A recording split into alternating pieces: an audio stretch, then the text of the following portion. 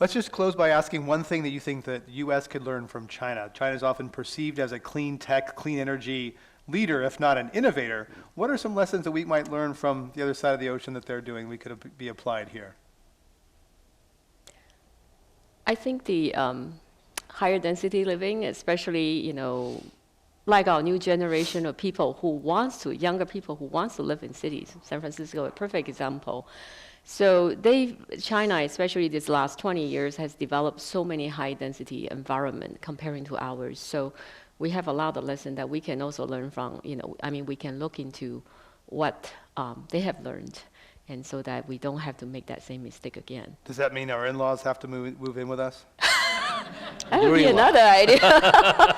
But I want to put in another point. I think we American planners has huge responsibility too, because the rest of the world are still looking to us to bring the best practices there for whatever reason. So we need to be responsible to look into it. 15 years ago, we have Chinese developer coming in and say, I just want to see what office building is like, whatever it's like.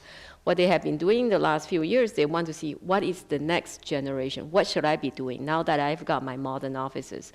What are you doing that is right? So, things like sustainable green buildings, a lot of good practices are things that they're going to take it back to do in China. So we have that responsibility to continue to press for the best practices so that we can share that with the rest of the world with a little sensitivity for local culture and aspirations.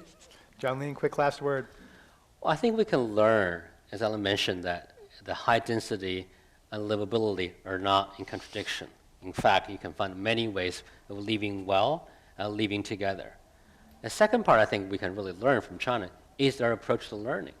One of the most remarkable things I think happened in China in the last 30 years is not how fast they move from one to another.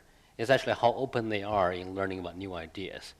So they're always looking at what's the best around the world and try to adapt to their local practices. And sometimes we lose that mentality to learn from other people and to learn in practice, not just learning in itself. So I think the greatest learning in China is actually by doing it. So as they develop the cities, they're trying different solutions, they're trying to make it work. Sometimes it doesn't work, but you learn from that. I think we need to retain that capacity in this country as well.